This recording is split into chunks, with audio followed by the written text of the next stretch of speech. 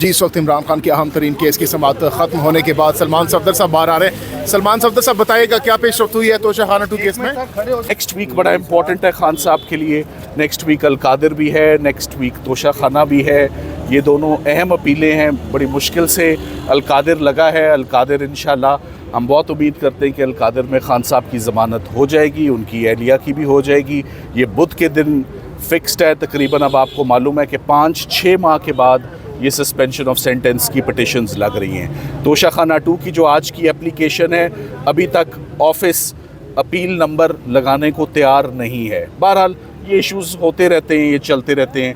हम appeal number अपना लगवाने के बाद ही अब उसमें कोई आइंदा समाअत होगी। ये नेक्स्ट वीक एक्सपेक्टेड है कि नेक्स्ट वीक इमरान खान साहब की अपील को बाकायदा ऑफिस नंबर लगा दे, उनकी सस्पेंशंस को नंबर लगा दे। एक दफ़ा नंबर लग जाएँ और सस्पेंशंस हेयरिंग के लिए मैच्योर हो जाएं तो पॉसिबिलिटी बड़ी ब्राइट है खान साहब की, जैसे तमाम पहले मुकदमात में जैसे उनको रिलीफ मिलता रहा इंशाल्लाह इनके। सर ये बताइएगा, ये जब दरख्वास्तें अब पहले लग नहीं रही थी, अब लगना शुरू हुई हैं तो बहुत जो है ना एतराज़ात लगाते हैं देखिए एतराज़ात बड़े रेगुलरली चलते आ रहे हैं। 2.5-3 सालों से इमरान खान साहब के मुकदमात में एतराज़ात के अलावा और हो क्या रहा है। सो ऑफिस अभी भी पूरी कोशिश करता है कि इमरान खान साहब के केसेस के ऊपर ऐसे ऐसे एतराज़ात लगाए जो कभी ज़िंदगी में हमने नहीं देखे। तो आज हमने उसका गिला शिकवा भी करने की नाकाम कोशिश की कि हम जज साहब को बताएं कि फिक्सिंग ब्रांच, इंस्टीट्यूशन ब्रांच जो है वो किस तरह खान साहब के केसेस को नंबर नहीं अलॉट करता। केस नंबर अलॉट होना कौन सी बड़ी बात है। तो यहाँ केस नंबर नहीं अलॉट हो रहे, अभी केस नंबर अलॉट होंगे तो हम आगे बढ़ पाएंगे ना। तो आज का जो सारा मुद्दा था वो केस नंबर अलॉट होना तोशाखाना 2 और ज़मानत की एप्लीकेशन पे, ताकि केस नंबर अलॉट होगा तो नोटिस होगा ना। सो अभी तक हम उन इश्यूज से ही बाहर नहीं आ रहे कि ये ऑफिस की गलती थी या वकला की गलती थी। तो हमने इस बात का एतराफ़ करने से इनकार किया हुआ है कि हमारी कोई गलती नहीं। हमने अपील को 9वें दिन इस्लामाबाद हाई कोर्ट में चैलेंज कर दिया। अभी 21 दिन बकाया थे लिमिटेशन पीरियड के। फ़ैसला होने के 9वें दिन वकालतनामा लेना बहुत मुश्किल है, इम्पॉसिबल काम है। सब अडयाला जेल से वकालतनामा नहीं मिलता। सो वकालतनामा ना मिलने पर अगर ऑब्जेक्शन और ख़ुद ही ऑफिस रिमूव भी कर देता है तो फिर ये objection in the first place लेना ही नहीं चाहिए था। बहरहाल जज साहब का जो हुक्म है हम उस हुक्म के मुताबिक हमेशा ही हमने, जैसे कहते हैं we have bowed before the courts, जो अदालतों का हुक्म होता है वो हमेशा सर आँखों पे। सो हम अपनी दरख्वास्त लेकर नेक्स्ट वीक आएंगे इंशाल्लाह। इनको अपील नंबर लगेंगे, अपील नंबर लगने के बाद हम आगे बढ़ेंगे। सर ये बताइए कि वकालतनामे जो है वो आप लोगों ने रावलपिंडी से भी रजू किया हुआ है, इस्लामाबाद हाई कोर्ट से, फिर क्यों वकालतनामे नहीं मिल रहे सर अडयाला से? वो अब हम तो मांग सकते हैं ना, दरखास्तें कर सकते हैं, अप्रोच कर सकते हैं, मैसेज कर सकते हैं, सब हरबे इस्तेमाल हो गए, वकालतनामे नहीं मिल रहे। सलमान सफदर साहब एक बताइएगा, अभी आपने कहा कि अगले हफ्ते एक्सपेक्टेड है ज़मानत हो जाएगी, तो अगर ज़मानत हो जाती है तो मज़ीद कौन से केसेस हैं जिसमें खान साहब इस वक्त अंदर? इमरान खान सिर्फ अब 2 केसों में ही अंदर है।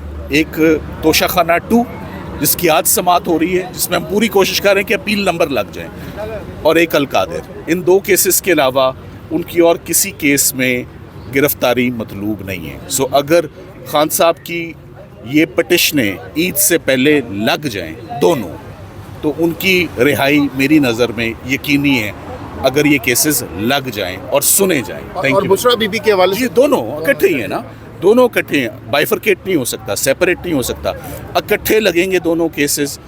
लगाने उन्होंने, आर्ग्यू हमने करने। अभी तोशाखाना 2 जो है वो इनिशियल स्टेजेस पर अपील नंबर जो है वो भी वो नहीं उस पर लग रहे, वो लगेंगे अपील नंबर तो फिर आगे कार्रवाई होगी।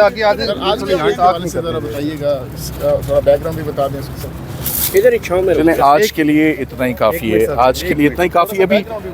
अभी मामला जो है वो चल रहा है। अभी आज कोई बहरहाल कहा जा रहा था कि आज आपने ट्वीट भी किया था अगर ज़मानत होती है तो खान साहब को रिहा कर दिया जाएगा, लेकिन अचानक ऐसा नहीं हुआ, तो क्या वजूहत बनी है?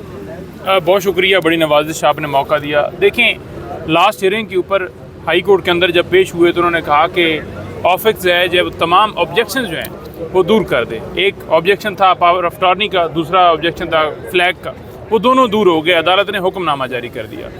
उसके बाद जो ऑफिस की तरफ से नया ऑब्जेक्शन लगाया गया वो ये था कि आपने ये जो आपने अपीलें फ़ाइल की हैं ये टाइम बार्ड है। टाइम बार्ड किस तरह से है कि हमने एतराज़ात लगाए थे, आपने एतराज़ात को मुकर्रर वक्त के अंदर 7 दिन का हमने टाइम दिया था, आपने दूर नहीं किया। भाई आपने एतराज़ात लगाए हैं तो क्या हमें आपने नोटिस दिया है? क्या अदालत के अंदर जो अपीलें हैं, दोनों दरखास्तें हैं, वो एतराज़ात के साथ फ़िक्स हुई हैं?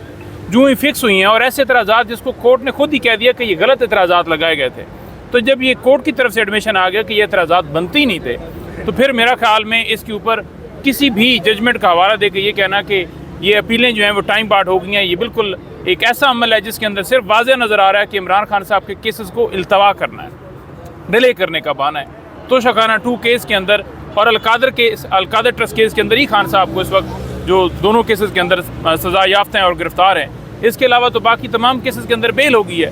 तो लिहाजा एक उम्मीद थी कि 11 तारीख को इन दोनों केसेस को सुन के और इसके अंदर ज़मानतें होंगी, लेकिन इन्होंने जो एतराज़ लगाया है इसके अंदर, अब इसके अंदर ज़ाहिरी बात है हम अपील फाइल दरख्वास्त देंगे, कंडोनेशन ऑफ डिले की दरख्वास्त देते हुए 1-2 दिन टाइम लग जाएगा फाइल होते, और फिर वो लगाएंगे और फिर उसके ऊपर आर्गूमेंट्स होंगे कि ये कंडोनेशन ऑफ डिले जो हुआ है, जिसकी दरख्वास्त आई है, इसके ऊपर आप दलाइल दें, हम दलाइल देंगे, वो दरख्वास्त एक्सेप्ट होगी, फिर अपील लगेगी और फिर उसके अंदर जो है उस दिन डेट दी जाएगी।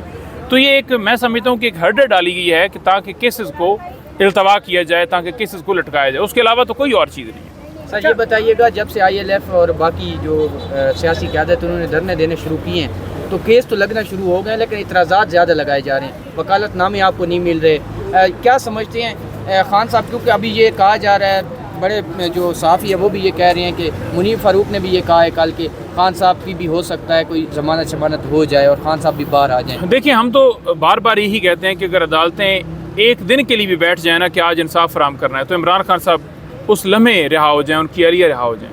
लेकिन मसला ये है कि अदालतें बैठ नहीं रही, अदालतें इंसाफ नहीं कर रही हैं, इंसाफ की तरफ बढ़ नहीं रही। अब आप देखें कि इतराज़ जो पहले लगाया गया था वो ये था कि ये आपने पुराना वकालतनामा लगाया। पुराना लगाने की वजह क्या थी? वजह ये थी कि आप नया वकालतनामा लेने के लिए आप बार बार अडयाला जेल के बाहर जाते हैं, वहाँ जाकर वकालतनामा देते हैं कि आप हमें दस्तखत करा के दे दें खान साहब से और बीबी से, वो नहीं करवा के दिया जाता। तो फिर जो उनके दस्तखतों से पुराना वकालतनामा पड़ा हुआ है वही आपने फिर लगाना है, और वो एतराज़ अदालत ने मान लिया कि बिल्कुल ये एतराज़ नहीं बनता था, एतराज़ दूर करते हैं। तो जब अदालत की तरफ से ये एडमिशन आ गया कि ये दोनों एतराज़ात जो हैं वो जवाज़ ही नहीं रखते थे, तो फिर उसके बाद कंडोनेशन ऑफ डिले का ये कहना कि आप अप्लीकेशन लेकर आएँ, ये सिर्फ टाइम टेकिंग प्रोसेस है और कुछ नहीं है। तो अब नेक्स्ट वीक आप लोग दोबारा से दरख्वास्त देंगे? जी बिल्कुल, इसमें दोबारा से दरख्वास्त देंगे और दरख्वास्त कंडोनेशन ऑफ डिले की जो है होगी कि टाइम जो है उसको एग्जेम्प्ट किया जाए, उसको ख़त्म किया जाए, उसको माफ़ किया जाए। हमने अपील जो है हमने जो है वो एतराज़ात दूर करने के अंदर जो है हमने गफलत नहीं की, बल्कि जो ऑफिस है उसने हमें बताया नहीं, हमें वो बता देते तो हम फौरी दूर कर देते। जो ही कोर्ट के अंदर मामला है, कोर्ट ने कहा कि ये बनती नहीं है एतराज़ात, तो नुक्ता तो यही है। बहुत शुक्रिया। Thank you.